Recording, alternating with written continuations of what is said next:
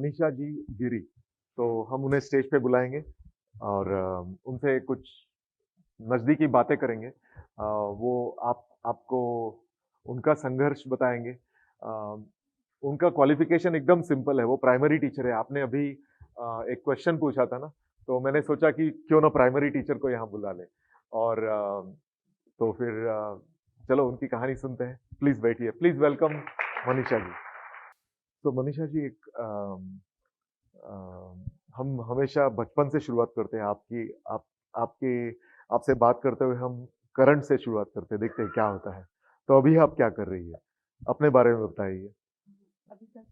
हाँ, जो भी आप कर रहे हैं। मैंने ऑलरेडी उनको बता दिया है कि प्राइमरी टीचर है, तो वहां से शुरुआत करते हैं। तो मैं प्राइमरी टीचर हूँ और मैं बताना चाहूँगी कि प्राइमरी टीचर हूँ, लेकिन मुझे खुद पर बहुत गर्व महसूस होता है क्योंकि हमारा भारत का जो सर्वोच्च अवार्ड है, राष्ट्रपति अवार्ड, वो मुझे प्राइमरी टीचर होने के साथ साथ मैंने जो काम किया है उसके लिए मुझे महाराष्ट्र की मैं पहली महिला शिक्षिका हूँ जिसको आईसीटी का राष्ट्रीय पुरस्कार मिला है। मतलब आईसीटी के लिए हमारे महाराष्ट्र को स्थान नहीं था वहाँ पर, दूसरे जो राज्य है उनको उनके लिए था, लेकिन महाराष्ट्र के बारे में भारत सरकार ने 2016 में सोचा और जो मैं कार्य कर रही थी मुझे पता भी नहीं था कि मेरा जो कार्य है उसके लिए मुझे सम्मान मिलेगा और मुझे वो सम्मान मिला है, इसलिए मैं वो बहुत गर्व महसूस करती हूँ। और उसी सम्मान के लिए, जो सर्वोच्च सम्मान मिला है, उस सम्मान को पात्र रखने के लिए मेरी रिस्पॉन्सिबिलिटी और भी बढ़ गई है और खुद को अपडेट करने के लिए मैं अब भी बहुत कुछ कर रही हूँ और वो भी मैं बाद में बताना चाहूँगी। जरूर जरूर जरूर। आप अभी क्या कर रही है, मतलब जरा डिटेल में बताइए। अभी मैं कौन सी इंस्टीट्यूशन में है आप, कहाँ का सिखा रही है, बताइए उनके बारे में। अभी महाराष्ट्र स्टेट में अहमदनगर जिला है, वहाँ पर राहुरी ब्लॉक है और राहुरी ब्लॉक में राहुरी नगर पालिका की एक स्कूल है, प्राइमरी स्कूल है।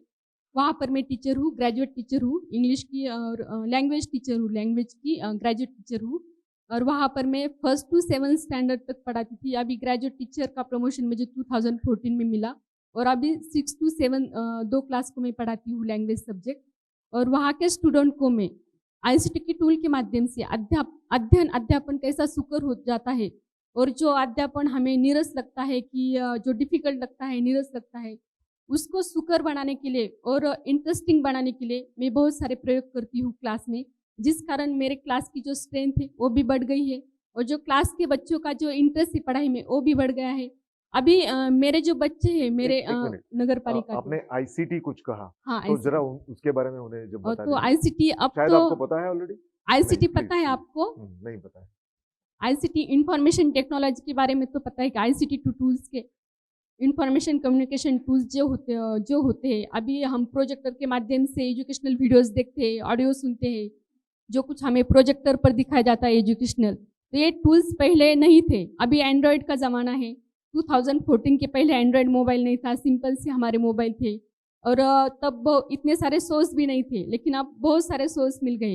लेकिन जब कुछ नहीं था तब मैंने खुद को इम्प्रूव किया और फिर वो पढ़ाई में लाया, क्योंकि जो मुझे मिला था वो मैंने अपने स्टूडेंट को देने के लिए ये सब यूज करना शुरू किया और अभी भी कर रही हूँ।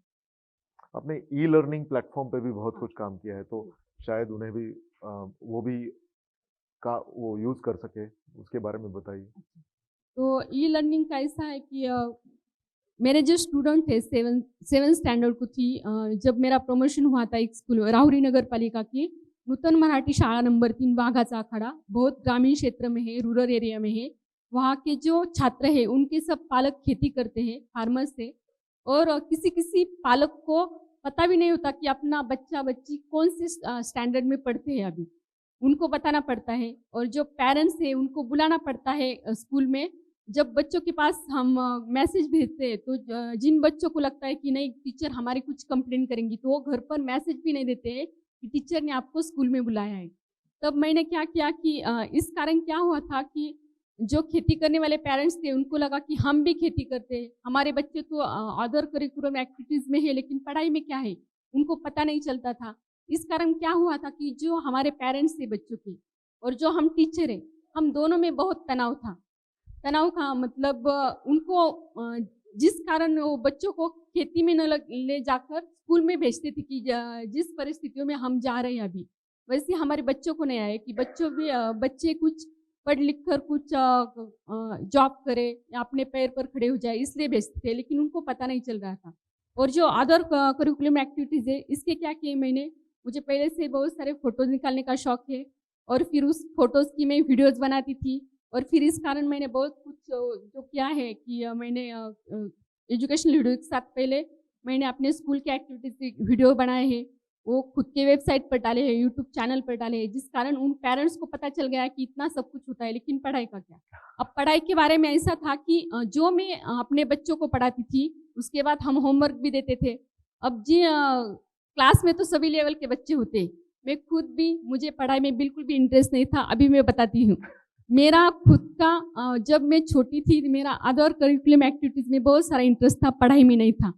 और वैसे ही मेरे जैसे भी बहुत सारे छात्र थे मेरे स्कूल में, तो उनका पढ़ाई में इंटरेस्ट बढ़ाने के लिए क्या करना चाहिए, तो फिर इस बारे में मैंने सोचना शुरू किया। तब मुझे पता चला कि जो मैं होमवर्क करने के लिए देती हूँ बच्चों को, तो अभी जो स्कूल के बच्चे हैं, स्ट्रेंथ तो रहती है 40 स्टूडेंट की, लेकिन स्कूल में हर रोज आने की स्टूडेंट की जो स्ट्रेंथ है वो कितनी 20 रहते हैं, कभी 25 रहते हैं, मतलब 50% ही स्कूल में बच्चे आ पाते हैं। तो इसका मैंने जब इसका जो रीज़न है वो पता किया, तब मुझे पता चला कि जिन सबको मैं जो होमवर्क देती हूँ, कुछ बच्चे हैं वो इंटरेस्ट के साथ होमवर्क पूरा करते हैं, जो कर नहीं पाते वो पनिशमेंट के कारण घर पर बैठे रहते हैं।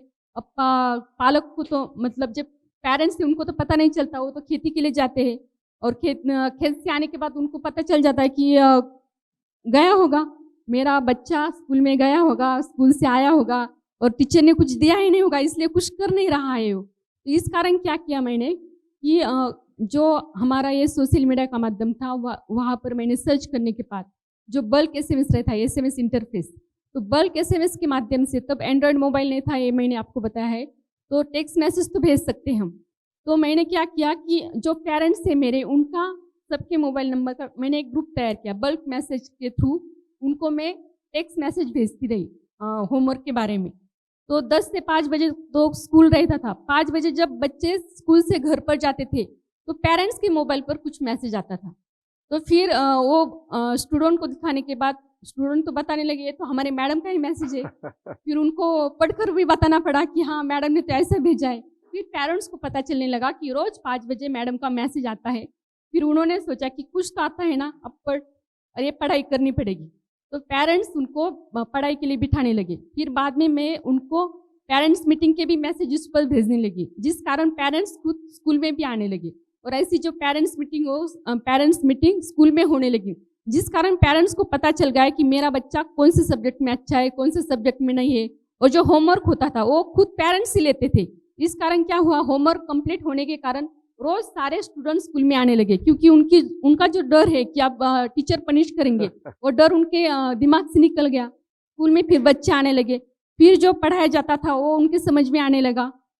और जो मतलब डेली जो होता है, फिर पीछे कुछ छूटता नहीं है ना, पीछे की पढ़ाई छूटती नहीं है, रोज का सिर्फ थोड़ा ही रहता है, रोज की स्टडी उनसे होने लगी और फिर उनकी क्या हो गया, स्टडी में प्रोग्रेस होगी। इस कारण बच्चों को भी बहुत इंटरेस्टिंग लगने लगा, स्कूल का बहुत इंटरेस्टिंग लगने लगा। और घर पर जाने के बाद उनके जो पेरेंट्स हैं उनसे भी उनसे प्रशंसा मिलती थी, स्कूल में आने के बाद टीचर से भी मिलती थी। इस कारण बच्चे भी खुश रहने लगे और पेरेंट्स भी खुश रहने लगे। इस तरह से जो तनाव का वातावरण था पेरेंट्स और टीचर्स का, वो सब कुछ कम्युनिकेशन बहुत अच्छा हो गया। और इस कारण हमारा जो स्कूल है, पहले स्कूल बहुत मतलब जो भौतिक सुविधाएं थी वो बहुत बुरी तरह से बुरी तरह से था स्कूल मेरा।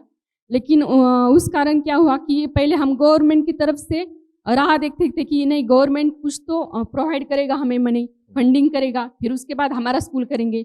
लेकिन मुझे पता चल गया और मेरे जो सहकारी शिक्षक है उनको भी पता चल गया कि अभी पेरेंट्स का इंटरेस्ट बढ़ गया है। मैंने मेरे क्लास के लिए किया था, बाद में मेरे पूरे स्कूल के लिए वो बल्क SMS स्टार्ट किया। और मेरे स्कूल के कारण हमारे नगर पालिका के 13 स्कूल है, उनके वहाँ भी उन स्कूल के जो HM है और जो टीचर्स है उन्होंने भी वो प्रोसेस शुरू की। मतलब SMS इंटरफेस का जो अभ्यास SMS प्रणाली है वो हमारे राहुरी नगर पालिका के पूरे स्कूल में चालू हो गए और इस कारण बहुत अच्छा कम्युनिकेशन और वो होने लगा। और इस कारण क्या हुआ कि हमने कहा कि देखो पूरे जो ग्रामीण भाग होता है, ग्रामीण भाग में एक तो मंदिर होता है, आपके यहाँ भी होगा ना, आपके गांव में है ना मंदिर, वो मंदिर कौन करता है? गवर्नमेंट करती है क्या? नहीं, हम खुद बनाते हैं ना, अपने पेरेंट्स फंडिंग करते हैं, बनाते हैं। क्यों? हमारी श्रद्धा होती है ना भगवान पर, किसी किसी भगवान पर श्रद्धा होती है, उनका हम मंदिर बनाते हैं और उसको बहुत श्रद्धा के साथ वहाँ पर ये करते हैं। फंडिंग का भी हम सोचते हैं कि चलो कर देते हैं, भगवान हमारे ऊपर कृपा करेंगे, ऐसा सोचते हैं और करते हैं। तब मैंने उनको पेरेंट्स को वही मीटिंग में बताया कि जैसे हम मंदिर के लिए करते हैं, ये स्कूल भी हमारा मंदिर है, अपने बच्चे वहाँ पर पढ़ रहे हैं, ये फंडिंग की हम गवर्नमेंट की तरफ से राह नहीं दे सकते, ये स्कूल अपना है, इसके लिए फंडिंग हमें करनी पड़ेगी। और स्टार्ट हम खुद से किया। हम हमारे जो स्कूल के सहकारी टीचर्स थी उन्होंने भी फंडिंग किया। राहुरी में जो हमारा राहुरी का नगर पालिका एक एरिया है, वहाँ पर वो फंडिंग के बॉक्स लेकर जाने लगे, हम स्कूल के बारे में बताने लगे, वहाँ से भी बहुत लाया। और हमारा स्कूल का जो पूरा चित्र था भौतिक सुविधा के बारे में, वो पूरा बदल दिया। मतलब वहाँ के कुछ पेरेंट्स थे तो उनको उनके बच्चों को इंग्लिश स्कूल में भेजना था, लेकिन उन्होंने भी वहाँ से छोड़कर हमारे मराठी स्कूल में, मतलब स्ट्रेंथ ही बढ़ गई स्कूल का भौतिक सुविधा। और फिर जो अंदर की जो एजुकेशन था वो भी उनको पता चल गया, तो हमारे स्कूल की बहुत सारी स्ट्रेंथ बढ़ गई और ऐसे हमारे स्कूल का वातावरण हो गया। आपको प्रोग्रेसिव टीचर कहा जाता है और super 30 teachers from India, all over India, उन्हें पुरस्कार मिला है। तो जरूर आपको पता चला होगा कि क्यों मिला है। हाँ, इनकी जो आत्मीयता है अपने बच्चों के तरफ, अपने स्कूल के तरफ, तो एक जोरदार तालियां उनकी उनकी लगन से। धन्यवाद। अभी हम आपने सरल एमडीएम वर्कशॉप्स भी किए हैं, उसके बारे में कुछ बच्चों को बताएं, क्या है ये? हाँ, तो सरल और एमडीएम मिड डे मील सबको पता है। अभी प्राइमरी जो स्कूल होते हैं, अब तो आप 9th स्टैंडर्ड के हो, लेकिन 8th स्टैंडर्ड तक आपने देखा होगा मिड डे मील मिल जाता है, सबको पता है ना। तो मिड डे मील का हमें ऑनलाइन सब कुछ अप्लाई करना पड़ता है कि हमारे स्कूल की स्ट्रेंथ कितनी है, बच्चे कितने हैं, लड़के लड़कियां अलग से करना पड़ता है, और जो ऊपर से फंडिंग आता है उसको डिवाइडेशन करना होता है। लेकिन ये जो स्कूल की पूरा बायोडाटा भरना पड़ता है हमें, जो ऊपर जाता है फिर गवर्नमेंट की तरफ से, वो भरने के लिए स्कूल के किसी टीचर को उसमें परफेक्ट होना चाहिए। तो ये जो ट्रेनिंग है, हमारे स्कूल के टीचर्स क्या करते थे, गांव में एक साइबर कैफे होता था, वहां पर भीड़ लगी रहती थी, हमारे स्कूल का करो, हमारे स्कूल का करो, ऐसे वो 8-10 दिन पूरे लग जाते थे पूरे तहसील का होने के लिए या गांव का होने के लिए। गांव में बहुत सारे, मतलब तहसील एरिया में बहुत सारे स्कूल होते। तो ऐसा होने के कारण जब मुझे पता चला, तो मैंने तो ये स्कूल के बारे में बच्चों के लिए तो काम किया था, इस कारण मैंने सोचा कि इसके लिए भी कुछ करना पड़ेगा, क्योंकि उस लाइन में मैं भी खड़ी रहती थी पहले। तो फिर मैंने खुद वो सीख लिया कि एमडीएम की जो मिड डे मील की अपनी जो ऑनलाइन सब कुछ डाटा है वो कैसे वहाँ पर अपलोड करना है, वो सीख लिया। और उसके बाद वो सरल रहता है, सरल भी अपने स्टूडेंट के आईडी का जो कुछ होता है, अपना स्टूडेंट आईडी मिलता है हमें, और वो स्टूडेंट आईडी लास्ट तक चलता है, तो पूरे स्टूडेंट की पूरा बायोडाटा उस पर फिल किया जाता है। तो ऐसे ही मेरे स्कूल के बारे में किया मैंने। और फिर मैंने ये सोचा कि अपने जो अपना जो ब्लॉक है, ब्लॉक में पूरे 300 या 400 तो स्कूल होंगे, तो वहाँ के पूरे स्कूल के एक एक टीचर को तो हमें ये करना चाहिए, एजुकेट करना चाहिए उसमें। और फिर मैंने ये वर्कशॉप के लिए हमारे जो ईओ है, एजुकेशनल ऑफिसर, उनके साथ मीटिंग की और उनको कहा कि मैं ये सब टीचर को ये ट्रेनिंग देना चाहूँगी।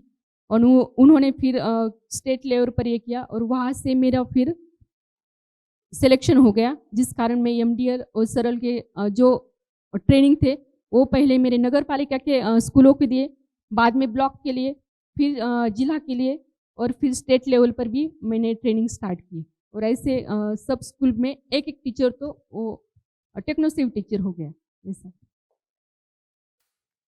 अब हम थोड़ी जरा गहराई में जाते हैं, मैं कहता हूँ रिवर्स जाएंगे। आपने करंट चीजें जो बताई है, तो शायद शुरुआत आपके बचपन से करेंगे कि बहुत सारी चीजें आप अगर शेयर कर सके तो अच्छा रहेगा, क्योंकि उन्हें उन्हें पता चलेगा कि इस मकाम पे इतने सक्सेसफुल टीचर भारत के हैं, प्राइमरी टीचर, लेकिन उनकी जिंदगी में फ्लैशबैक में क्या हुआ है। तो हम फ्लैशबैक देखेंगे इनका, जो भी आप शेयर कर सके, बहुत बच्चों के लिए बहुत उसकी उपयोगिता होगी। अभी जो हासिल किया है उसके लिए जितनी खुशी है ना, इससे ज़्यादा खुशी मुझे मेरे बचपन का जब बातें याद आती तभी मुझे खुशी मिलती है। और सबको पता होगा कि सबको अपना अपना बचपन अच्छा लगता है, वैसे ही मुझे भी मेरा बचपन बहुत अच्छा है। जब मैंने एंट्री की सबको देखा, तो ऐसे मैं भी बहुत सारे मैं जब नवोदय विद्यालय में थी तब ऐसे ही दूसरे स्कूलों में जाती थी और वो भी मुझे बहुत अच्छा लगता था। तो मैं पहला बताना चाहूँगी कि मेरा बचपन ऐसे गुजरा कि मैं पहले से बहुत बहुत सारी बातें करने का शौक था मुझे, बहुत सारी। मतलब घर से पेरेंट्स क्या करते हैं, कुछ लाने के लिए बाहर भेजते हैं ना, मैं तो भूल जाती थी कुछ लाने के लिए भेजा है। बीच में जो घर आता था फ्रेंड्स का, उसके घर पे बैठना, फ्रेंड्स को बाजू में छोड़ना और फ्रेंड्स के जो माँ बाप है उनके साथ ही गपशप करने लगती थी। इसी कारण मैं पूरे गांव की बहुत फेवरेट थी। मुझे मेरा सरनेम है गिरी, सब मुझे गिरी की माँ बुलाते थे। ऐसा मेरा बचपन था। और फर्स्ट टू 5th स्टैंडर्ड तक। और मैं और एक बात बताना चाहूँगी, मैं खुद की बहुत फेवरेट हूँ। मैं खुद को बहुत पसंद करती हूँ, पहले से बचपन से फेवरेट हूँ मेरी, और अब तक मैं मेरी खुद की फेवरेट हूँ। और इसी कारण सबको मैं खुद को पसंद करती हूँ, तो दूसरों को तो पसंद करना ही पड़ता है ना, दूसरे भी पसंद करते हैं फिर इसी कारण। तो जब मैं बचपन में ऐसी थी तो 1st टू 5th स्टैंडर्ड तक क्लास में नंबर 1 रहती थी। इस कारण मुझे 1st टू 5th स्टैंडर्ड तक बहुत पढ़ाई में इंटरेस्ट था, क्योंकि मैं स्कॉलर थी।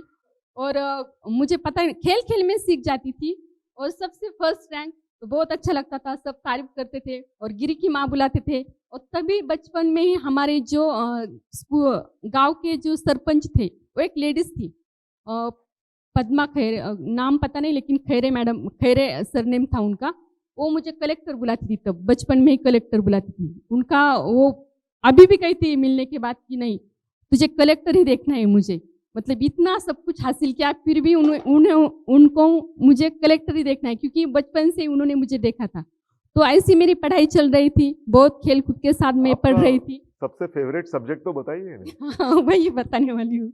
तो जो 5th स्टैंडर्ड में तो सब कुछ फेवरेट था, लेकिन फिर 6th स्टैंडर्ड में मैं तो खेल कूद में ही नवोदय की परीक्षा पास होगी, मुझे पता ही नहीं था कि ऐसी कुछ एग्जाम है। मेरे जो अंकल थे वो टीचर थे, मेरे पापा गवर्नमेंट में जो हमारा इरिगेशन डिपार्टमेंट रहता है वहाँ पर वो जूनियर इंजीनियर थे। लेकिन उनको पता था कि ये स्कॉलर बच्चे, उनका हमारे पढ़ाई पर ये नहीं था, ध्यान नहीं था। 4 भाई बहन है, मेरे एक बड़ी बहन है, मैं 2 नंबर की बहन हूँ। मतलब मैं घर में किसी को नहीं चाहिए थी, क्योंकि दूसरी भी लड़की हुई। हमारा वो ग्रामीण क्षेत्र में मेरा घर है, जालना डिस्ट्रिक्ट में अम्बट तालुका है, और अम्बट ब्लॉक में बड़ी गुदरी नाम का, वहाँ पर ही मेरा जन्म हुआ है, और वहाँ पर भी मैं पढ़ी हूँ 5th स्टैंडर्ड तक। तो दूसरी भी लड़की होती है ना, तब मुझे बहुत नकारा गया कि ये लड़की है, लेकिन फिर बाद में मैं सबकी फेवरेट होगी, इस कारण मुझे एक्सेप्ट किया सभी ने। और फिर जब मेरा ऐसे खेल खेल में नवोदय को नंबर लग गया, तो मुझे लगा कि यस, मैं 5th स्टैंडर्ड में तो बहुत स्कॉलर थी ना, अब यहाँ पर भी ऐसा होगा। लेकिन आप सबको पता ही होगा कि 1986 में हमारे जो पूर्व प्रधानमंत्री है राजीव गांधी, उन्होंने जवाहर नवोदय विद्यालय की स्थापना क्यों की थी कि भारत के जो बुद्धिमान बच्चे हैं उनकी बुद्धि को बढ़ावा देने और अपने सशक्त भारत के निर्माण के लिए उन्होंने जवाहर नवोदय विद्यालय की स्थापना की। और ये बाद में पता चला कि यस, बुद्धिमान लड़कों बच्चों की वहाँ पर सिलेक्शन हुआ है। लेकिन वहाँ पर जाने के बाद देखा कि ये जो मेरे बाजू में भी जो मेरे क्लास में है पूरे 80 स्टूडेंट, ये तो मुझसे भी ज़्यादा बुद्धिमान है, और इनके सामने में कुछ नहीं। और जब मैथ्स पढ़ाएगा तो मुझे पता चला कि ये मैथ्स का और मेरा कुछ जमता ही नहीं।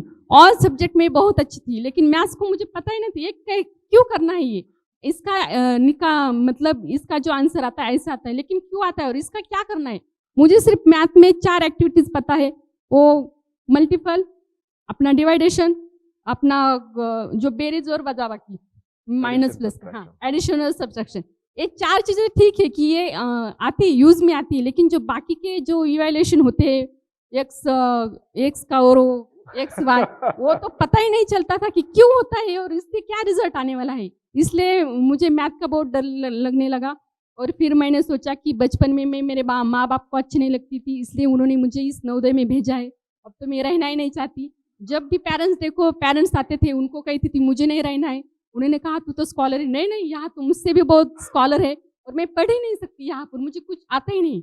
हाँ, लेकिन अदर एक्टिविटीज जो होती थी वहाँ पर, म्यूजिक मेंबर, यस मैं थी, कंप्यूटर मेंबर मैं थी, खेल कूद में भी थी।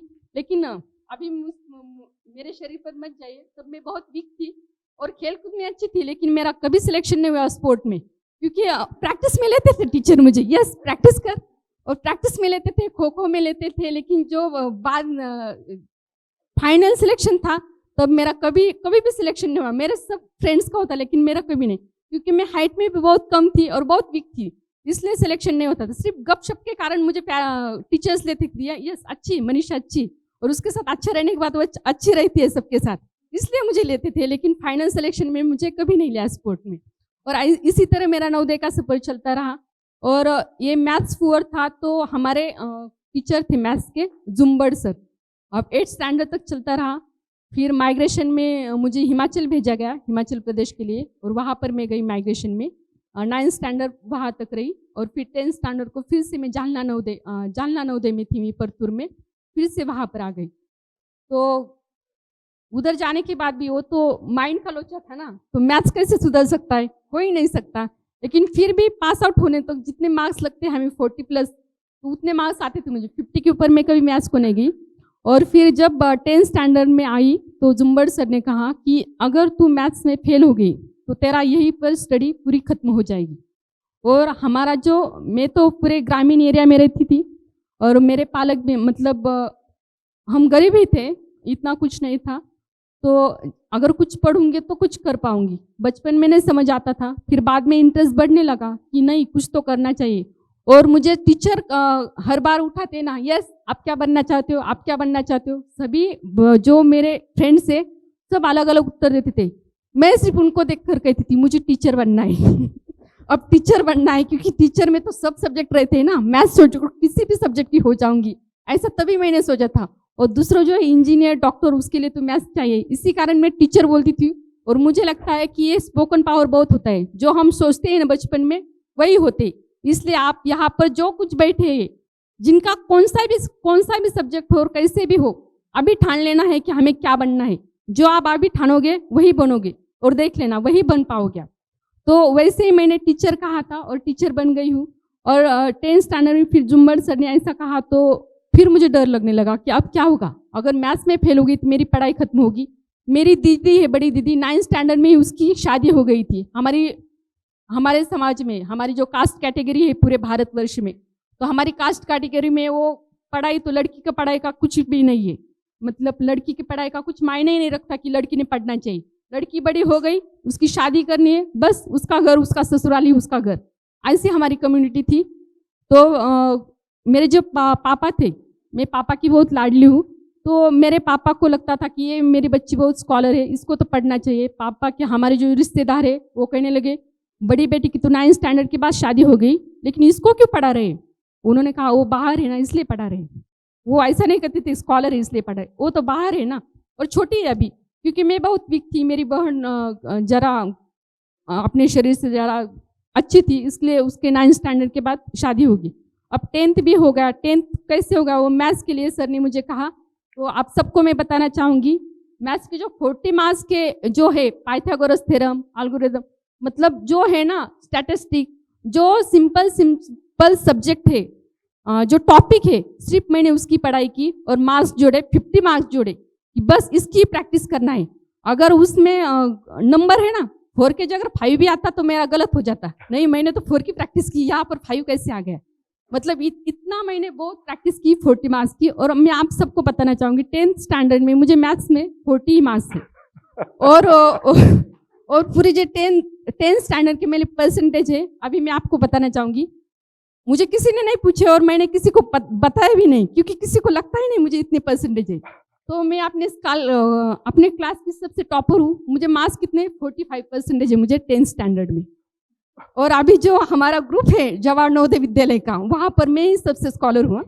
सभी जो मेरे मतलब फ्रेंड्स है, जो अभी डॉक्टर है, इंजीनियर है, कोई लंदन में है, कोई मतलब बहुत दूर दूर है, लेकिन सब मुझ पर प्राउड फील करते हैं। और इसका मुझे भी बहुत प्राउड होता है कि तब वो बहुत मुझे डांटते थे कि कुछ तो करे मैथ्स का। और फिर ऐसे करके मैंने वो जुम्बड़ सर के कारण मैंने 40 मार्क्स की तैयारी की, और मुझे पूरे सब्जेक्ट में मतलब सिर्फ मैथ्स पर फोकस किया, इसलिए इसी कारण दूसरे सब्जेक्ट की भी मैं पढ़ाई नहीं कर सकी। दूसरे सब्जेक्ट मेरे फेवरेट थे, साइंस इंग्लिश मेरे फेवरेट थे, लेकिन उसकी भी नहीं कर पाई और मैं पूरे 45 मार्क्स से उस पर मैं पास आउट हो गई। फिर 11th-12th भी मैंने नवोदय में ही किया, क्योंकि घर पर जाती तो घर पर शादी कर देते। इसी कारण मैंने 11th-12th भी मुझे पढ़ना नहीं था नवोदय विद्यालय में, अब तो घर पर जाना था। मुझे लगता था कि नहीं, अब तो मैं मेरे माँ बाप की प्यारी बन गई हूँ, अब तो मुझे जाना चाहिए घर पर। लेकिन शादी के डर से मैं 11th-12th भी नवोदय विद्यालय में पढ़ी, आर्ट्स लिया था, आर्ट्स में पढ़ी। और फिर 12th के बाद जब घर पर आई तो मेरे मामा ने तो एनडीए की मेरी एक की थी, वो फिर से मुझे 12th में बिठाने वाले थे बाहर पर, नवोदय की बेस पर ही। लेकिन मेरे पापा को लगा तो उन्होंने डीएड के फॉर्म भरे थे, बहुत सारे कॉल लेटर आ गए। उन्होंने कहा लड़की के लिए टीचर का जॉब अच्छा है, 10 बजे जाना, 5 बजे आना, घर का देखना, ये सब कुछ है। इंजीनियर और डॉक्टर करके क्या करेगी, पूरा दिन कैसे करेगी, और आगे पढ़ाई नहीं करनी है, लेकिन मैं पढ़ा रहा हूँ ऐसे। मतलब पापा को लगता था बहुत उपकार करने वाला हूँ, और हमारी ऐसी कम्युनिटी कि हम पापा के आगे कुछ बोल नहीं सकते थे। मैं नवोदय में थी फिर भी बोल नहीं सकते थे जितना कहा, लेकिन उन्होंने ये कर लिया कि नहीं, अभी इसे डीएड करवाना है। और इसी तरह 12th होने के बाद मेरा डीएड हो गया, और डीएड के बाद मेरा रिजल्ट आने से पहले ही मेरी शादी हो गई। ऐसा मेरा सफ़र था। और फिर शादी होने के बाद 6th मंथ में ही मुझे टीचर की जॉब मिली। और एक बताना चाहूँगी कि मेरा छोटा भाई है, उसका भी डीएड हुआ है, 2nd नंबर का भाई है मेरे बाद का, उसका इंजीनियरिंग हुआ है, सिविल इंजीनियरिंग, वो अभी बॉम्बे में ही है, टाटा में। और जो छोटा भाई है उसका भी डीएड हुआ है, वो टीचर है, लेकिन उसको गवर्नमेंट जॉब नहीं मिली। मेरे पापा को पूरा एक स्कूल में पूरे 7 लाख रुपए भरने पड़े, तब मेरे भाई को सर्विस लगी। और मेरा ऐसा हो गया कि मुझे गवर्नमेंट जॉब लग गई औरंगाबाद डिस्ट्रिक्ट में, लेकिन फैमिली के कारण मैं वो जॉब नहीं कर सकी। फिर दूसरी जॉब भी मुझे अहमदनगर डिस्ट्रिक्ट में लगी, जिला परिषद में, गवर्नमेंट में, वो भी जॉब मुझे करने नहीं दी। फिर मैं प्राइवेट स्कूल में जाने लगी, क्योंकि प्राइवेट स्कूल का टाइमिंग सिर्फ 8 से 12 बजे तक था, या 2 बजे तक, हाँ 2 बजे तक था, इस कारण मैं वहाँ पर जॉब कर पाई। और फिर लकीली मैंने 10 रुपये के जो पोस्ट कार्ड पॉकेट रहता है, वो जेरोक्स की जो दुकान होती है वहाँ पर मिलता है, तो दुकान से वो पॉकेट लिया मैंने और फिल किया, और मुझे नगर पालिका की गवर्नमेंट जॉब लग गई। और फिर मेरा जो ससुराल है, ये बताओ, जो ससुराल है, तो ससुराल में मेरा ससुराल भी राहुरी में ही है, और राहुर नगर पालिका का ही ये जो जॉब है। अब यहाँ पर मेरे तो शादी करवा दी। अब पिताजी ने कहा स्टडी तो हो गया, उनको लगता था कि ये जॉब करनी चाहिए, इसी कारण मेरा ससुराल ऐसे चुना गया कि वहाँ पे मेरे सास ससुर, मेरे पति, मेरे ननंद नंदई सभी टीचर थे, क्योंकि हमारे कम्युनिटी में जॉब नहीं करने देते। तो मेरे पिताजी ने ऐसे सोचा कि ये पूरे शिक्षित लोग हैं, ये तो जॉब करने देंगे, लेकिन नहीं, उनको तो एक घर संभालने वाली लेडीज चाहिए थी। फिर मुझे पता नहीं चला कि उन्होंने डीएड किया हुआ और ऐसी एम्बिशियस लड़की, क्योंकि तब नवोदय के कारण मेरे बहुत एम्बिशियस बढ़ गए थे कि मैं ये करूँगी, ये वो करूँगी, बहुत सारे एम्बिशन। मुझे ये पता नहीं था कि बहुत सारे बंधन से हम जड़े हुए हैं, तो कैसे कर पाएंगे, लेकिन फिर भी ठान लिया था कि नहीं, करना है कुछ। और फिर शादी होने के बाद 6 महीने में ही मेरी जॉब लग गई। तो ऐसा आपने देखा कि 2 जॉब में कर नहीं पाई। और फिर तीसरे टाइम मैंने मेरे जो लाइफ है, लाइफ का बहुत बड़ा डिसीजन लिया, क्योंकि घर में मेरे जो पति थे, मैं यहाँ पर सबको बताना चाहूँगी कि लड़कियों के फेज में ऐसी कुछ ना कुछ तो आता ही रहता है। तो मैंने जो इतना स्ट्रगल करके स्टडी किया था और ये सब कुछ किया था, फिर भी जब जॉब लगने के कारण, वो भी फ्री में गवर्नमेंट की जॉब लगने के कारण भी 2 बार जॉब नहीं करने दी। लेकिन जो घर का जो मेरे हालात थे और जो मेरे साथ रहते थे, तो कुछ ठीक सा बर्ताव नहीं था। इसी कारण फिर तीसरी बार ये जब राहुरी नगर का पालिका की जॉब लगी, तब मैंने डिसाइड किया कि मेरा जो संसार है, मेरी जो फैमिली, उसको बचाने के लिए मैंने 2 जॉब छोड़ दिए हैं, लेकिन अब जॉब नहीं छोड़ूंगी, अब फैमिली छोड़ूंगी। और मेरा बच्चा था, 4 साल का मेरा लड़का था, और उसके साथ मैंने घर छोड़ दिया, जॉब नहीं छोड़ी। और मेरे माता पिता को लगता था कि इसने जॉब करनी चाहिए लेकिन संसार भी करना चाहिए, अब ये तो दोनों एक साथ नहीं हो सकता। वो डिसीजन था। तब मेरे माँ बाप भी मेरे अपोजिट थे, मेरे साथ सिर्फ मेरा लड़का था। और आप सबको मैं बताना चाहूँगी कि अभी मेरा लड़का है, वो IT इंजीनियरिंग में फर्स्ट ईयर में JSP में पुणे में पढ़ रहा है, जो मैं उसके लिए कर सकी, और वहाँ पर वो पढ़ रहा है। उसको 4 साल का था तब घर से लेकर निकली थी, और बहुत स्ट्रगल करना पड़ा। 2 साल तक तो मुझे बहुत परेशान किया। 2 साल तक कि नहीं घर में आना है, ऐसा करना है। मेरे माँ बाप उनके खिलाफ थे, लेकिन जब मैं बाहर निकली तो वो भी उनसे मिल गए, नहीं इसको घर में ही रखना है, ऐसे हो गया। लेकिन मैंने सिर्फ कि मैं इतनी नवोदय में पढ़ी हूँ, ये जो नवोदय शब्द है कि पढ़ी हूँ, इतना स्ट्रगल किया है, इतना सब कुछ मेरे वहाँ के टीचर्स ने किया है, मेरे फ्रेंड्स ने साथ दिया है। मेरे एक फ्रेंड्स थी राखी ठाकुर, मैं उसका नाम लेना चाहूँगी। वो मैथ्स में बहुत अच्छी थी, तो उसने मेरे जो 40 मार्क्स थे कि कैसे बिठाने, उसने मुझसे बहुत प्रैक्टिस ली थी। तो उसी कारण इन्होंने इतना सारा योगदान दिया है। ऐसे मैं जाने नहीं दूंगी और कुछ करना है। अगर मेरे बच्चों को मुझे अच्छा करना है तो इसके लिए मुझे एक कदम उठाना है। और फिर मैंने सोसाइटी के विरोध में एक कदम रखा। एक कदम रखना नहीं चाहिए था, लेकिन अब मुझे अफसोस नहीं होता क्योंकि अच्छा कदम रखा है। इस कारण मैं बहुत लड़कियों का और बहुत टीचर्स का इनको बहुत सहयोग कर चुकी हूँ। और फिर वहाँ पर राहुरी नगर पालिका में शिक्षिका का जॉब करते करते फिर जो लड़का है उसको साथ में रखकर मुझे जॉब करना नहीं आ रहा था, उसको हॉस्टल में फर्स्ट स्टैंडर्ड में ही उसको हॉस्टल में डाला। अभी भी वो क्षण याद है मुझे, जब मैं हॉस्टल में डालने के लिए गई थी उसको, मेरा 6th स्टैंडर्ड में बहुत रो रही थी मैं।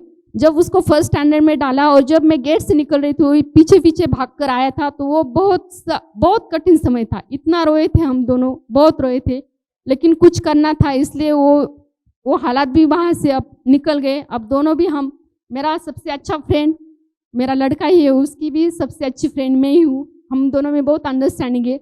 जब यहाँ का मुझे इनविटेशन मिला तो इसके 2 दिन पहले ही NCERT का मुझे कॉल आया था और NCERT ने मेरा इंटरव्यू लिया है कि जर्नी ऑफ ICT अवार्डी। तो उतनी खुशी मुझे वो नेशनल चैनल पर दिखाया गया मेरा इंटरव्यू, वहाँ पर खुशी नहीं हुई। जबकि मुझे यहाँ का इन्विटेशन मिला तो मुझे बहुत खुशी हुई कि आपने कहा कि 8 स्टैंडर्ड 9 स्टैंडर्ड। तो मैं खुद को यहाँ पर देखने लगी कि मैं भी इस सिचुएशन से गई हूँ, मतलब पूरी वहाँ पर दूसरी मनीषा गिरी ही होंगी और उनसे ही मैं मिलने जा रही हूँ। तो उस 22 की मैंने तो कुछ प्रैक्टिस नहीं की, बहुत इंटरव्यू वो था, लेकिन यहाँ पर आने की बहुत मेरी क्यूरियोसिटी बढ़ गई थी और इसी कारण यहाँ पर आई हूँ। मैं आप सबको यही बताना चाहूँगी कि लाइफ में स्ट्रगल बहुत आएंगे। अगर किसी को लगता है कि हम कुछ कर सकते हैं नहीं, तो हम कर सकते हैं और हम ही सिर्फ ठान सकते हैं, हमें दूसरे नहीं बता सकते ये करना है वो करना है। हमें खुद ठान लेना चाहिए कि हमें क्या करना है। और जो लाइफ के जो वैल्यूज होते हैं जो हमें टीचर्स देते हैं, उन वैल्यूज को हमें सिर्फ अपने उपयोग के लिए लाना नहीं है, तो समाज के उपयोग के लिए भी लाना है। तो मैंने क्या किया, मैं जो टेक्नो सेवी थी, ये मेरी जो मूवमेंट चल रही थी, तो उसके बारे में बताना चाहूँगी सर। तो जो मैंने कहा ना, मेरे स्कूल में दिक्कत आती थी तो मैंने SMS इंटरफेस चालू किया और फिर क्या किया कि दूसरे स्कूलों से भी मांग होने लगी कि ये कैसा करना है। तो वहाँ पर हमारे एजुकेशन जो सेक्रेटरी थे नंदू कुमार सर थे, उन्होंने क्या किया था, महाराष्ट्र के जो टीचर्स थे उनके लिए टेक्नो सेवी मूवमेंट शुरू की थी।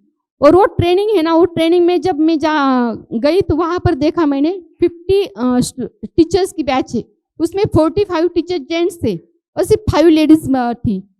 तो ये समझ में नहीं आ रहा था। मैंने हमारे एजुकेशन में जो हैं हमारे जिला के, उनको भी मैंने कहा कि ये ऐसा क्यों है, सिर्फ 5 महिला शिक्षिका की हुई और सभी जेंट्स की हुई। उन्होंने कहा ये 5 में भी 2 आई है, 3 तो आई नहीं अभी तक, इसी कारण उनको बुलाते नहीं है।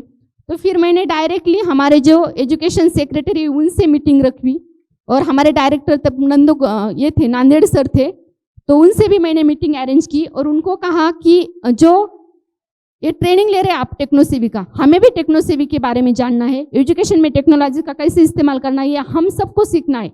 मुझे आता है लेकिन मेरे सहेलियों को भी सीखना है, ये मुझे बताना पड़ता है, तो आप क्यों नहीं गवर्नमेंट की तरफ से रखते। तो उन्होंने कहा कि ये क्या करना चाहिए। तो तब मैंने कहा कि लेडीज़ की अलग सी मूवमेंट रखो, लेडीज़ टेक्नो सेवी की अलग मूवमेंट चालू करो और जेंट्स की अलग। अब SCRT में इक्विटी सेल है, इक्विटी सेल का मतलब लड़के लड़कियां एक समान, जेंट्स लेडीज एक समान। इक्विटी का मतलब तो सबको पता है ना। तो इक्विटी सेल में वही काम होता है कि कैसे सबको समान रखना है। अब इक्विटी सेल होने के बाद भी मैं SCRT को कैसे मांग कर सकती हूँ कि लेडीज का अलग सा ट्रेनिंग रखो। फिर भी मैंने कहा कि जेंट्स के बराबरी को लाने के लिए लेडीज को वहां तक तो जाना पड़ेगा, क्योंकि मैं ट्रेनिंग में गई थी तो किसी को लैपटॉप ओपन करना, लैपटॉप को वहाँ पर गूगल फॉर्म बना और व्हाट्सअप भी एंड्रॉयड मोबाइल आए थे हमारे पास, लेकिन एंड्रॉयड मोबाइल का भी मेरे जो सहेली थे उनको सिर्फ ये पता था कि कॉल आने के बाद कैसे रिसीव करना है और व्हाट्सएप ग्रुप में चैटिंग कैसे करनी है, गुड मॉर्निंग गुड नाइट, सिर्फ इतना ही पता था। लेकिन वो एंड्रॉयड मोबाइल मतलब ये जो एंड्रॉयड मोबाइल है ये पूरा एक पीसी है, ये आप सबको तो पता होगा, इसमें सब कुछ है। तो फिर गूगल फॉर्म कैसे बनाने का, हमारा स्कूल डिजिटल करने के लिए अदर भी इसमें ऐप्स, एजुकेशनल वीडियोज, ऑडियोज, ये सब कुछ कैसे देखने के और कैसे तैयार करने के, ये सब कुछ सीखने के लिए वो टेक्नो से मूवमेंट थी, अपना पावर पॉइंट प्रेजेंटेशन कैसे तैयार करने का, ये सब कुछ थी। अब वहाँ पर जाने के बाद लेडीज को अगर कुछ दिक्कत आए तो जेंट्स के सामने पूछ नहीं सकती, शर्मा कर वैसे ही बैठ जाती थी। इसी कारण अलग से टेक्नो से मूवमेंट रखा कि मैंने मांग की, तो उन्होंने कहा कि नहीं होगा ये, क्योंकि लेडीज बाहर निकलती नहीं है, सिर्फ उनको अपनी फैमिली में होती है, इसलिए बाहर निकलेगी नहीं। तो मैंने उनसे परमिशन मांगी कि मुझे 1 महीने का वक्त दो, मैं लेडीज़ को कन्विंस करूंगी। और अप्रोक्सीमेटली मैंने 350 लेडीज जिन्होंने वो फिल की थी लिंक टेक्नो सेवी बनने की, तो उन्होंने ऐसी खेल खेल में ही वो लिंक फिल की होगी, क्योंकि 350 लेडीज़ को मैंने कॉल करने के बाद मुझे सिर्फ 80 महिलाएं मिली जो मुझसे कन्विंस हुई कि यस हम भी ऐसी ट्रेनिंग लेंगे। मैंने कहा कि ऐसे ऐसी ट्रेनिंग है, क्या हम अलग से ले सकते हैं क्या अपनी लेडीज़ की, तो सिर्फ 80 महिला वहाँ पर राजी हो गई। तो मैंने क्या किया, पूरे डिस्ट्रिक्ट के 2-2 महिला को वहाँ पर सिलेक्ट किया और फिर स्टेट लेवल पर उन 80 महिला को SCRT की मदद से उनको पर्सनली ट्रेनिंग दिया, पूरा जो एजुकेशनल के बारे में है कि हम अध्यापन में ICT टूल्स का, इंफॉर्मेशन टेक्नोलॉजी का इस्तेमाल करके हम अपना अध्यापन कैसे सुकर कर सकते हैं, ये ट्रेनिंग वहाँ पर दिया गया। और फिर उसमें वीडियोज़ बनाना, प्रेजेंटेशन बनाना, अदर जो एजुकेशनल डिजिटल टूल्स है वहाँ उसका इस्तेमाल करना, खुद तैयार करना, ये वहाँ पर मैंने उनको गाइडेंस किया वहाँ पर। और फिर उन्होंने डिस्ट्रिक्ट लेवल पर सेक्रेटरी करने के बाद डिस्ट्रिक्ट लेवल पर भी वो ट्रेनिंग अरेंज किया। वहाँ पर भी मैं वीडियो कॉल, ऑडियो कॉल या खुद पॉसिबल होता तो मैं वहाँ पर जाकर उनको गाइडेंस करती थी। ऐसे वो डिस्ट्रिक्ट लेवल पर हो गया, डिस्ट्रिक्ट लेवल पर वो ब्लॉक लेवल की आई, ब्लॉक लेवल पर भी ट्रेनिंग हो गया। और पूरे स्कूल की टीचर मतलब जो 80 महिलाएं थी उनसे वो 800 हो गई, 8000 हो गई, और अभी ये 20,000 लेडीज हो उनको और टेक्नो से ही हो गई। और यही जो मूवमेंट है, इसी मूवमेंट को राष्ट्रपति ने ध्यान में रखकर मुझे ये अवार्ड दिया है कि इसने सिर्फ खुद ही नहीं सीखा, अपनी जैसी अदर जो टीचर है उनको भी इसने पढ़ाया है और सबको टेक्नो सेवी की, क्योंकि मेरे कारण तो सिर्फ मेरे स्कूल के बच्चे ही टेक्नो सेवी के जान पाते ना, लेकिन इन लेडीज को सिखाने के बाद उन्होंने भी अपना डिजिटल स्कूल किया और डिजिटल स्कूल करने के बाद उन्होंने भी अपने बच्चों से ये सब कुछ करवाया। अभी भी टेक्नो सेवी मतलब जो कोरोना काल था हमारा, कोरोना काल में ऑनलाइन टीचिंग था, ऑनलाइन टीचिंग में अगर टीचर्स को पढ़ाती नहीं या गाइडेंस नहीं करती तो वो पता नहीं ऑनलाइन टीचिंग कैसे कर पाती, लेकिन बहुत सरल हो गया। अभी भी मेरे व्हाट्सएप ग्रुप पर बहुत सारे मेरे सहेलियों की मैसेज आते हैं कि यस तुम्हारे कारण मैं हूँ। और जो ICT का मैंने उनको ट्रेनिंग दिया था, अब मुझसे भी ज़्यादा वो ICT में बहुत सारा कार्य कर रही है और मुझे इस बात की खुशी है। मैं उनको बेसिक नॉलेज देती हूँ, बेसिक नॉलेज देने के बाद वो खुद ही आगे क्या क्या करना है। और आपको तो सबको पता है टेक्नोलॉजी में सेकंड एक्सपांड होता है, नए नए कुछ टेक्निक्स आते रहते, और ऐसा होने के बाद पूरी ये जो मूवमेंट है पूरे महाराष्ट्र में हो गई। अभी सब मैं मेरे स्कूल में या ब्लॉक में ही परिचित नहीं हूँ, पूरे महाराष्ट्र में मेरा नाम है। महाराष्ट्र ने अभी तो भारतवर्ष में भी, क्योंकि हम 24 टीचर्स ही वहाँ पर चुने गए थे। और आपको एक बताना चाहूँगी, मेरे साथ कंपटीशन में एक रंजित डिसले थे जिनको ग्लोबल टीचर अवार्ड मिला है, वो मेरे साथ थे। उनको ICT का अवार्ड मेरे कारण नहीं मिला, वो मेरे गुरु थे, क्योंकि जेंट्स से ही मैंने सीखा था। मेरे साथ कितने 2 जेंट्स थे, सॉरी 6 लोग गए थे हम NCERT दिल्ली में इंटरव्यू देने के लिए। महाराष्ट्र से हम 6 लोग चुने गए थे। वहाँ पर 5 जो जेंट्स थे वो मेरे सब गुरु थे और मैं उनसे सीखी थी ICT टूल का कैसे इस्तेमाल करना है। लेकिन मेरा जब प्रेजेंटेशन हो गया, मैंने किया, तब सिर्फ 2 जेंट्स और मेरा वहाँ पर सिलेक्शन हो गया। और वो रंजित डिसले का इसी कारण ICT में नहीं हुआ, इस कारण उसने ग्लोबल में किया और उसको ग्लोबल का प्राइज मिल गया। ग्लोबल प्राइज मिलने के बाद वो ग्लोबल टीचर बन गया, लेकिन उसका पहला कॉल मुझे था कि तेरे कारण मुझे वो ग्लोबल मिला है। ऐसा मतलब हमारे जो टेक्नो सेवी टीचर्स से अभी बहुत सारा मेरी फैमिली छूट गई है, लेकिन ये पूरा भारतवर्ष अब मेरी फैमिली बन गया है टेक्नो सेवी के माध्यम से। और ऐसे ही नहीं, अब मेरे क्लास में मैं Skype call through other countries में मेरे बच्चों को वहाँ की कंट्रीज का कल्चर क्या है, वहाँ के बच्चे स्कूल में कैसे जाते हैं, क्या पढ़ते हैं, वहाँ पर दिन रात का शेड्यूल कैसा है, ये सब कुछ जानने के लिए बहुत सारे कंट्री का मैंने वर्चुअली टूर किया है बच्चों के साथ। और जो मेरे आगे के गोल से मैं यही कहूँगी कि मैं मेरे पूरे स्टूडेंट मतलब सिर्फ मेरे क्लास के स्टूडेंट नहीं, ईच एंड एवरी स्टूडेंट, आप भी मेरे स्टूडेंट हो। अभी मैं तो आप में मनीषगिरी देखती हूँ, इसलिए आप भी मेरे स्टूडेंट हो। और मैं सबको, ईच एंड एवरी स्टूडेंट को एक दो कंट्रीज की नहीं, वर्चुअली मैं पूरी कंट्रीज की उनको ट्रैवल करना चाहती हूँ।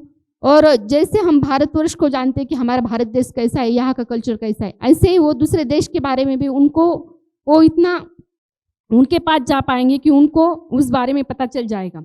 और ये अवार्ड मिलने के बाद अभी जो हमारा एजुकेशन डिपार्टमेंट है भारत सरकार का, अभी 2 महीने पहले मुझे ऐसे कभी भी कहीं से कॉल आती है तब मुझे पता भी नहीं चलता कि तो कॉल आया, यस मैडम भारत सरकार शिक्षा मंत्रालय की ओर से कॉल है। तो मुझे लगता था ये फेक ही कॉल है, लेकिन फिर मुझे बाद में पता चला नहीं ये तो सही कॉल है।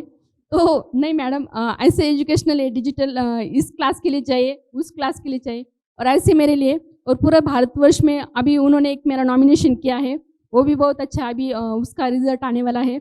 और बाद में जो ये चलता है नेशनल जूरी मेंबर, हमारा किसी ने भाग लिया होगा, साइबर सेल जो होता है हमारा, साइबर ई रक्षा के बारे में कंपटीशन होता है कि हम साइबर सिक्योरिटी तो सबको पता है ना कि अपने जो मोबाइल के पासवर्ड है, अपना मेल का पासवर्ड है, किसी को बताना नहीं चाहिए। अपने एटीएम के जो पिन होते हैं, ये खुद के मतलब गूगल का भी जो अपना पासवर्ड होता है वो सिर्फ अपने के लिए होता है, सिक्योरिटी के लिए। तो ये जो साइबर ई रक्षा के जो कंपटीशन होते हैं पूरे भारतवर्ष में होते हैं, उसकी जो जूरी मेंबर हूँ, महाराष्ट्र में सिर्फ मेरा सिलेक्शन हुआ है पिछले साल। अब वो बहुत कॉन्फिडेंशियल थे, इसलिए इस साल का मैं आपको बता नहीं सकती, लेकिन पिछले साल मेरा सिलेक्शन हुआ था और वहाँ पर भी मैंने national jury member, as a national jury member बहुत अच्छा काम किया। उसके बाद उन्होंने मुझे उस कार्य के लिए मुझे अप्रिशिएट किया है और मेरे बहुत कार्य को सराहा है। और हमारे जो महाराष्ट्र के मिनिस्टर है, एजुकेशन मिनिस्टर, वो तो मुझे कहते हैं कि सचमुच तुम्हारा डीएड हुआ है, इंजीनियरिंग हुआ है आईटी में।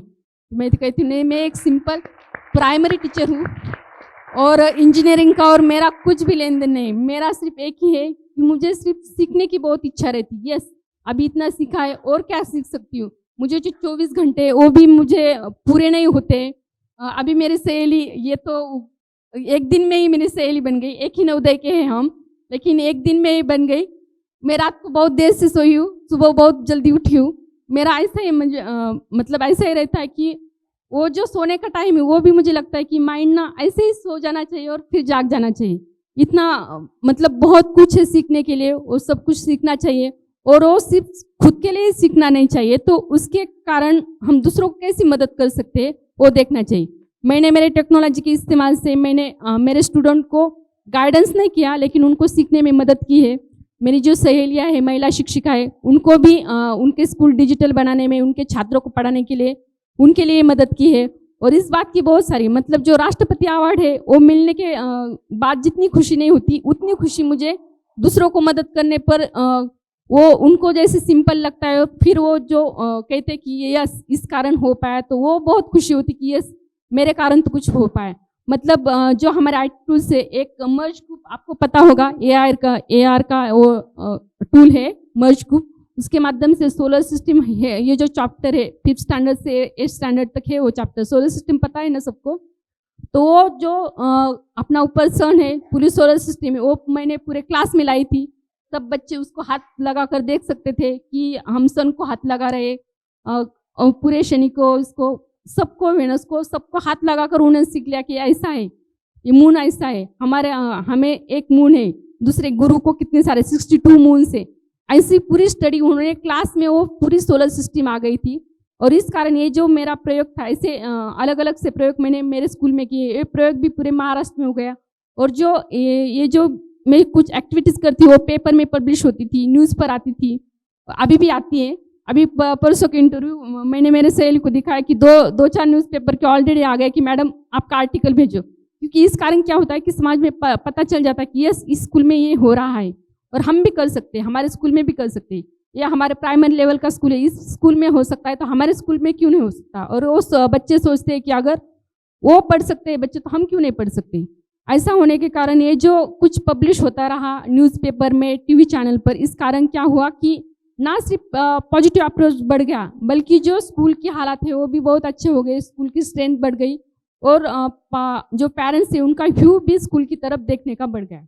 इस तरह ये मेरा जर्नी। तो अभी बहुत ही अच्छी तरह से आपने बताया, सुना लिया। हमारा वक्त बहुत कम है, तो एक 4-5 क्वेश्चंस बच्चों से ले ले। गुड मॉर्निंग मैम, मेरा नाम निशा खंदार है, मैं जेएनवी हिंगोली से हूँ। आपने जो दो जॉब छोड़ी थी, तो आपके ससुराल वाले ने क्यों नहीं करने दी? Good question. जरा संक्षिप्त में बताइए क्योंकि बहुत सारे बच्चों को प्रश्न पूछने होंगे। हाँ। तो बहुत अच्छा क्वेश्चन है।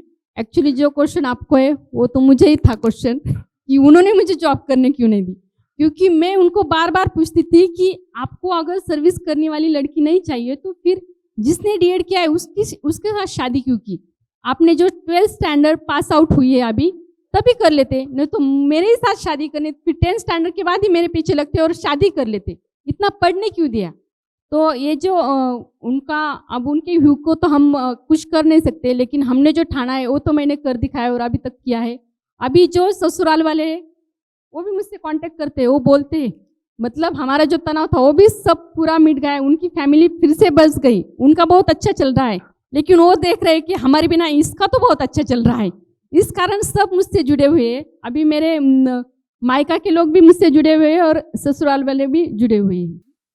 मैं शुभांगी हूँ और मैं government middle school Bihat Begusarai Bihar से आई हूँ। मेरा आपसे एक सवाल है कि आप अभी बताएं कि आपको पहले स्टडी में थोड़ा सा भी इंटरेस्ट नहीं था, अदर एक्टिविटीज़ में आप रुचि रखती थी, तो कोई तो ऐसा टाइम आया होगा जब आपको लगा होगा कि नहीं, मुझे पढ़ाई की और अपना ध्यान अग्रसर करना चाहिए, तो आप क्या सोची या फिर आपको किसी से इंस्पिरेशन मिली, तो आप बताना चाहिए। यस, तो मैंने पहले ही कहा कि मैंने सीरियसली 10th स्टैंडर्ड तक नहीं लिया। बैठो, 10th स्टैंडर्ड तक मैंने पढ़ाई को सीरियसली नहीं लिया। वो खेल खेल में ही मेरी स्टडी चल रही थी। अदर करिकुलम एक्टिविटीज़ के कारण, अदर करिकुलम एक्टिविटीज़ में इसलिए मैं अच्छी थी क्योंकि मुझे मैथ्स में इंटरेस्ट नहीं था, और अदर सब्जेक्ट है उसमें मैं बहुत अच्छी थी स्टडी में, लेकिन मैथ्स पर फोकस करने के कारण अदर सब्जेक्ट में पर से भी मेरा ध्यान उड़ गया था। लेकिन जब 10th स्टैंडर्ड में आ गई तब इंस्पायर करने वाली एक ही चीज़ थी मेरी कि अगर मैं फेल हो गई तो मेरी शादी हो जाएगी। मुझे शादी तो नहीं करनी है, इतनी सारी पढ़ाई की है तो कुछ तो करना चाहिए। खुद के पैर पर खड़ा होना एक अलग सी बात है। अभी जो मेरी बड़ी बहन है 9th स्टैंडर्ड में ही उसकी शादी हो गई, वो बहुत बड़े घर में है, लेकिन फिर भी जो इकोनॉमिकली हम जो स्टेबल होते हैं उसके लिए उसे मेरे जो जुजे उनके पास से ही पैसे लेने पड़ते हैं, वो कितने की भी शॉपिंग करे। और मुझे अगर कुछ भी लेना है 5 रुपए का ले लो या तो बहुत सारे पैसे का, वो मेरे खुद के पैसे होते हैं। और ये जो प्राउड फील है ना, हम कमाते हैं, ये जो फीलिंग है ना, जेंट्स वाली फीलिंग कहते हैं ना, वो जेंट्स वाली फीलिंग मुझे खुद में लानी थी और इसी कारण मैं पढ़ी हूँ। और जो इक्विटी है हमारे पूरे भारतवर्ष में, इसमें हमें सोचना ही नहीं है कि हम लड़की है, बस हम सब भगवान की देन है और भगवान के लिए सब समान होते हैं और उसी समान तरीके से हमें रहना है। मैम, आपको आप जब घर से बाहर गई थी तो आपको कुछ परेशानी नहीं आई कि कुछ रूम ढूंढने में, क्योंकि आपके मायके वाले तो ऐसे आपके खिलाफ थे ना, तो आप क्या किया था? तो परेशानी तो आई होगी, आप सबको पता है। अकेली निकली थी, मेरे बच्चे के साथ निकली थी। मुझे पता था कि एक लड़की जो होती, इतनी समझ तो आ गई थी मुझे, एक लड़की जो होती है वो दुर्गा का अवतार होती है। दुर्गा के रूप कितने हैं? 9 रूप है, 9 दुर्गा। तो हम सिर्फ एक सिंगल नहीं है, हमारे अंदर 9 दुर्गा का पूरा हम अवतार है और हम कुछ भी कर सकते हैं। तो रूम रेंट में लेने के लिए भी रूम नहीं देते थे क्योंकि सिंगल लेडीज है और डिवोर्स भी नहीं हुआ है, रूम कैसे दे सकते? 2 साल के बाद मेरा डिवोर्स होगा, तब मैं मतलब सेपरेट हो गया और सिंगल मदर हूँ, तो रूम भी नहीं देते थे। लेकिन जब उनको पता चला कि टीचर ऐसी है, अब तो दूसरे भी कॉल आते हैं, मैडम ऐसे हमारे रूम अच्छे है, इधर रहने के लिए आओ, क्योंकि मेरा सोशल स्टेटस बहुत बढ़ गया।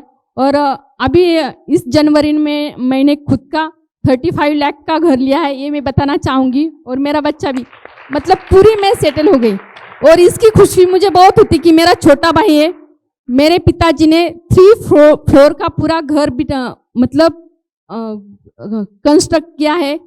उतनी खुशी पिताजी को नहीं होती उस घर की, लेकिन जो मैंने अभी घर लिया है उसकी उनको इतनी खुशी होती है कि यस मेरी बेटी ने कर दिखाया। वो घर से निकली है लेकिन उसने उसका जो फ्यूचर है, उसका बेटा, उसकी लाइफ भी सेट की है, बेटी की लाइफ सेट की है और खुद का भी घर हो गया, 2 गाड़ियाँ भी है मेरे पास। तो ये बहुत अच्छा उनको फील होता है अभी। तो ये सब कुछ जो मैंने डिसीजन लिया था, तो ऐसे डिसीजन आपने नहीं लेना है किसी ने अभी बताती हूँ, लेकिन मुझे लेना पड़ा क्योंकि मेरे 2 अभी तो इतनी जॉब लगती नहीं है, लेकिन मेरे 2 गवर्नमेंट जॉब छोड़ने के बाद भी मुझे घर में अच्छा सा व्यवहार नहीं मिल रहा था। इसलिए मैंने स्टेबल होने के लिए डिसीजन लिया और वो डिसीजन मेरा सही निकला और उसकी मुझे खुशी होती है। गुड मॉर्निंग मैम, मैं जैनवी बुल्ढाना से हूँ। मेरा आपसे यह सवाल है कि आपके लाइफ में आपको टीचर ही क्यों फील्ड अच्छी लगी? आप इंजीनियर भी बन सकती थी, डॉक्टर भी बन सकती थी, उस पर भी आप अपना करियर बहुत अच्छा कर सकती थी, लेकिन आपने टीचर ही क्यों चुना? बहुत अच्छा क्वेश्चन। पहले मुझे ये बताओ कि इंजीनियर्स को कौन बनाता है? टीचर। अच्छा, डॉक्टर्स कौन बनाता है? टीचर। तो सबसे अच्छा कौन हो गया? कौन सी जॉब हो गई? टीचर।